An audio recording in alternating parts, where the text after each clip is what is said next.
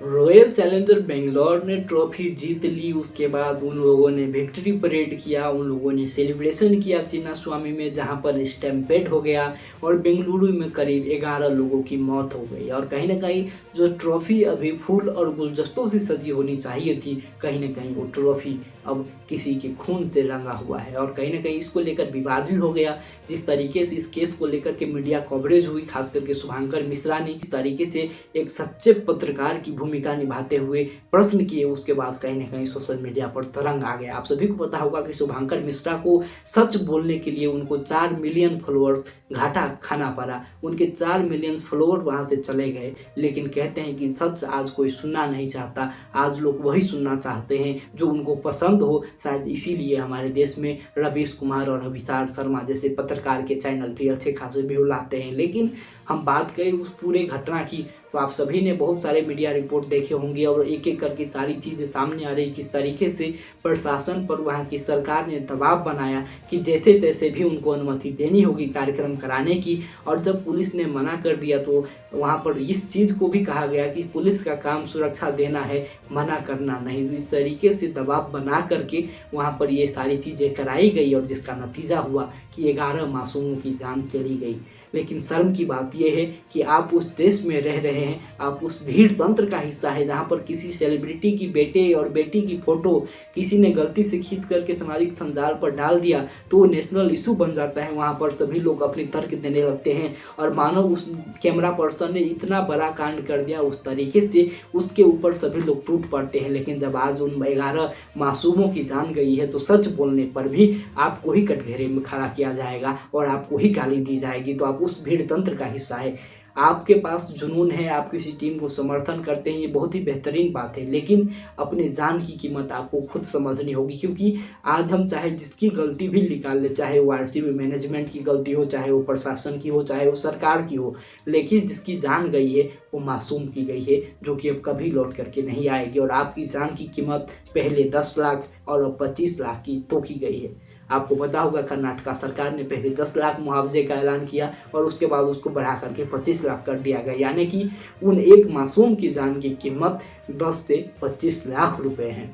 इस तस्वीर को देखिए, इस तस्वीर को देखने के बाद भी अगर किसी को शर्म ना आए तो आप लोग समझ लीजिए कि उसके मन से संवेदनाएं हट चुकी है। ये उस पिता की तस्वीर है जिन्होंने अपने बेटे की भविष्य के लिए ज़मीन खरीदा था ताकि उसके भविष्य में काम आ सके। लेकिन उस पिता को क्या मालूम कि इसी ज़मीन के भीतर उनके बेटे की कब्र खुदेगी। और ये जो तस्वीरें हैं ये उन सभी कथित बुद्धिजीवी के मुंह पर तमाचा है जो कि इस मुद्दे पर अभी भी पुलिस प्रशासन को जिम्मेदार ठहरा रहे हैं। पुलिस प्रशासन की चूक हुई होगी, लेकिन जिस जल्दबाजी में ये सारा चीज़ें की गई उसकी क्या आवश्यकता थी। आप लोगों को पता होगा जैसे ही आरसीबी ने ट्रॉफी जीती उसी रात को आरसीबी की सोशल मीडिया हैंडल से ये जानकारी दी गई कि विक्ट्री परेड होगी, लेकिन उसकी अनुमति, उसकी जानकारी ना ही तो पुलिस को दी गई थी और ना ही तो प्रशासन को। इसी वजह से जो सोशल मीडिया हेड है आरसीबी के उसको अरेस्ट कर लिया गया है। और कहते हैं ना कि कर्मा रिटर्न होता है। आप लोगों को पता होगा कि जो आरसीबी के फैंस वो चिढ़ाते थे चेन्नई के फैंस को, धोनी के फैंस को कि 2 साल के लिए तुम्हारा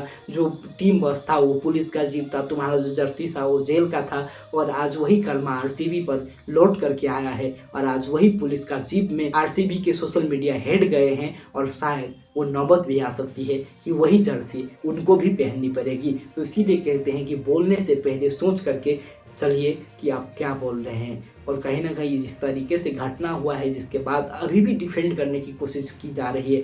ठीक है कि उस घटना में आरसीबी के प्लेयर्स कुछ नहीं कर सकते थे, लेकिन जब ये पता चला कि बाहर इस तरह की घटना हो चुकी है तब भी क्यों जश्न मनता रहा, ये सबसे बड़ा सवाल है। इसमें कुछ अंधभक्त ये तर्क करने आ जाते हैं कि भीतर पता ही नहीं चला। कैसे मूर्खों जैसी बात कर रहे हो, अंदर वहाँ पर डिप्टी चीफ मिनिस्टर बैठा हुआ है, पुलिस के अधिकारी बैठे हुए हैं और सभी के पास फोन है। ऐसा नहीं था कि फोन किसी के पास नहीं था। आप लोगों ने विराट कोहली का वो बयान सुना होगा जब फाइनल विराट कोहली ने जीता आईपीएल का, तो विराट कोहली ने कहा कि अभी मुझे मैसेज आया कि जो बेंगलोर है वहाँ में जश्न मन रही है, यानी कि मैच के तुरंत बाद जब फोन मिल सकते हैं। तो विराट कोहली जब वहाँ पर बैठ करके फ्लाइंग किस दे रहे थे तो उनके पास फ़ोन नहीं थी, या फिर जो कर्नाटका के उप मुख्यमंत्री बैठे हुए थे उनके पास फ़ोन नहीं थी, या फिर जो वहाँ पर अन्य अधिकारी बैठे हुए थे उनके पास फ़ोन नहीं थी। ये कहना अपने आप में शर्मसार करता है कि आपकी सोच क्या है। और कहीं न कहीं प्लेयर्स की इसमें कोई गलती दी भी नहीं जा सकती, क्योंकि प्लेयर्स क्या कहे, जो टीम कहती है, जो मैनेजमेंट कहती है, उसको करना ही पड़ता है। लेकिन as a team, as a responsible player Virat Kohli, आप सभी को पता होगा कि इस घटना के बाद दुख क्यों है। बाकी प्लेयर से किसी को कोई उम्मीद नहीं है कि उन्होंने कुछ लिखा, नहीं लिखा, बोला, नहीं बोला, लेकिन सभी को उम्मीद थी कि विराट कोहली इस घटना पर बोलेंगे, लेकिन अभी तक विराट कोहली ने कुछ नहीं बोला है। आप लोगों को पता होगा विराट कोहली का एक और चीज़ अभी वायरल हो रहा है।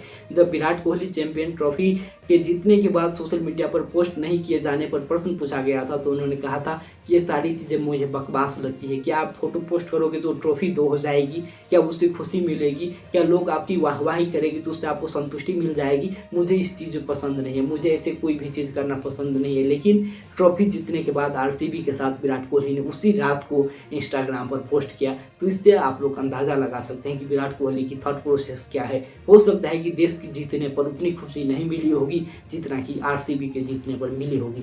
यह सवाल हम नहीं फैन कर रहे, क्योंकि हम जानते हैं कि विराट कोहली ने भारत के लिए जो योगदान दिया है वो शायद आने वाले कई बल्लेबाज नहीं दे पाएंगे, और उनके जैसा कोई भी खिलाड़ी आ भी नहीं सकता है। लेकिन कहते हैं कि हिपोक्रेसी की भी एक सीमा होती है। जब आप टीम इंडिया के लिए जीतते हो तो आपको पोस्ट करने में शर्म आती है। आप बोलते हैं कि हमें खुशी नहीं होगी, ट्रॉफी 2 नहीं हो जाएगी, लेकिन शायद आरसीबी के साथ जीतने वाले पोस्ट डाल करके विराट कोहली ने एक ही सीजन में आरसीबी के लिए 2 ट्रॉफी जीत लिया है। तो ये सारी चीज़ें हैं जो कि फैंस को मायूस करते हैं, दुखी करते हैं, क्योंकि जो स्टम्पेड हुआ बेंगलोर में उसको एक खिलाड़ी का कोई लेना देना नहीं है। निश्चित रूप से उसमें टीम जिम्मेदार है, टीम मैनेजमेंट जिम्मेदार है कि आखिरकार उन लोगों की क्या जल्दी थी।